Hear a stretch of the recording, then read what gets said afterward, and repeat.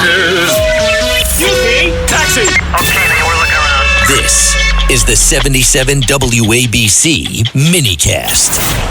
Well, Thursday evening, calling in right now, Congresswoman Claudia Tenney, a good friend, one of the smartest congresswomen we have, a member of the Ways and Means Committee.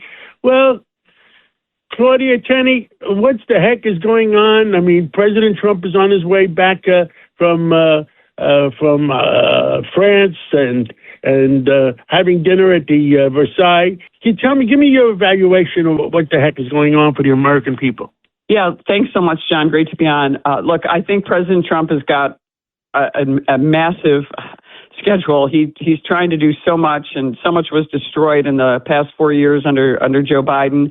And much of the groundwork was laid in the past under President Obama with this a completely different message that was really not good for the American people. And President Trump, recognized and showed great courage to stand up for the Iranian people, for the countries in the Middle East, and to really, to begin the eradication of this horrible regime in Iran. And I know that's the president's intent.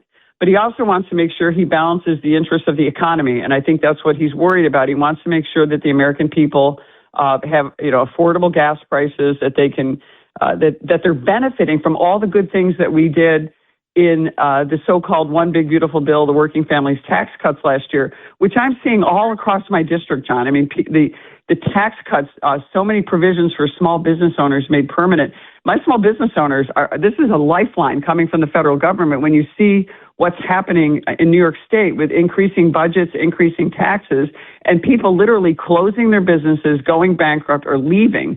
So the relief that we've provided on the federal side and the investment in energy has been a huge issue for President Trump, and it's critically important for the American people, not just for the economy and for their kitchen table issues, but for the long-term security of the United States.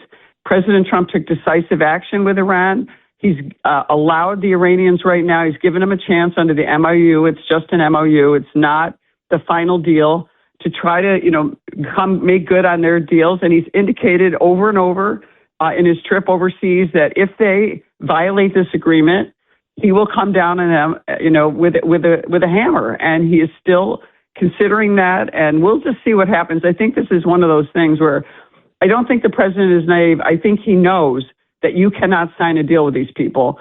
So I think what he's trying to do is say, you guys either sign up or we're going to get right back into, the second round of epic fury, because we want peace and prosperity in the Middle East. We want to end this regime that continues to chant death to America, death to the United States, and is threatening the world economy and threatening us all the time and threatening their own people. I know people are disappointed. In some cases, I'm a little cautious and a little nervous about how we're going to end up.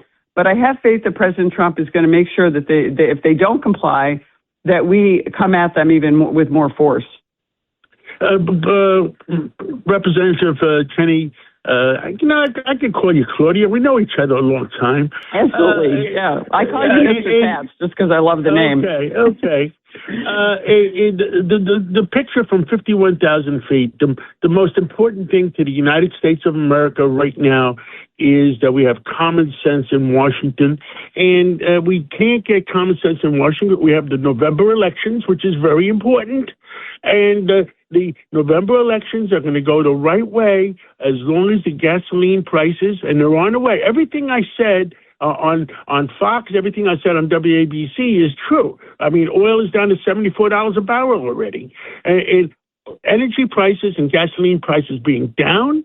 And at the same time, after that, because the national politicians that want to go the wrong direction, say inflation. There is no inflation. This was temporary during the war. And the fact is that interest rates will come down.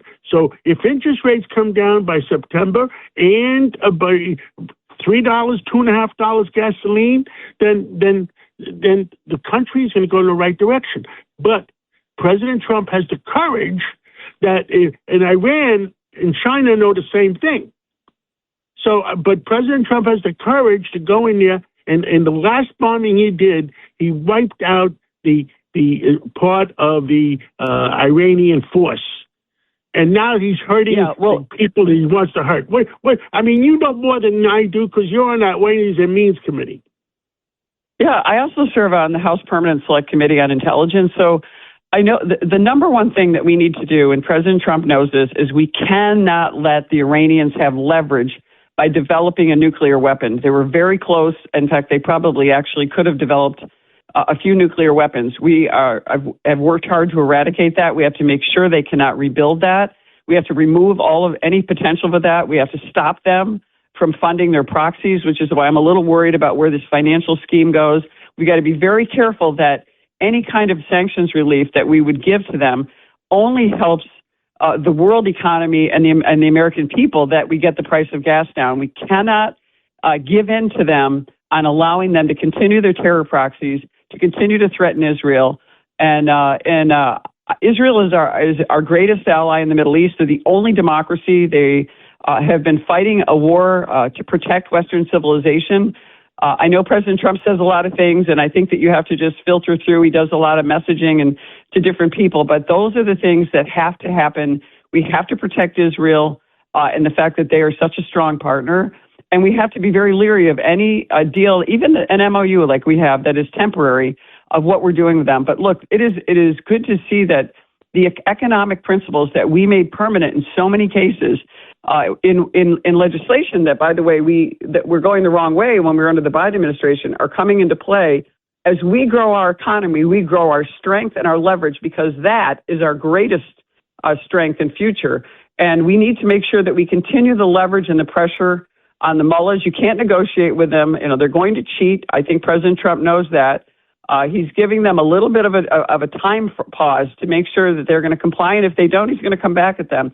But in the meantime, we've got to get the economy going. President Trump unleashed American energy. It's just critically important to our security. People are screaming about data centers. The Democrats have no common sense. They're trying to send us back into some prehistoric age where we don't have access to affordable energy and cleaner versions of energy. I mean, New York State, I'm going to tell you, you're a New York City guy, but 95% of New York City depends on natural gas, even though they passed that climate bill back in 2019 that said that we can only use so much natural gas. Well, guess what? Come to upstate New York, and we're only 30% dependent on fossil fuels because we have emission-free nuclear power. We have the hydropower coming from Niagara Falls.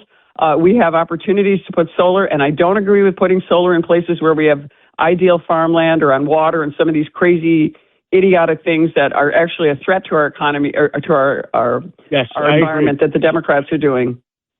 Claudia, Tenney. So we have the energy is absolutely a critical issue for New York. Number one. And you can look at a map of the United States. We are doing worse in New York because of our energy policies than the rest of the country, excluding maybe California and a few other blue states where they're just idiotic energy policy is making them economically unstable.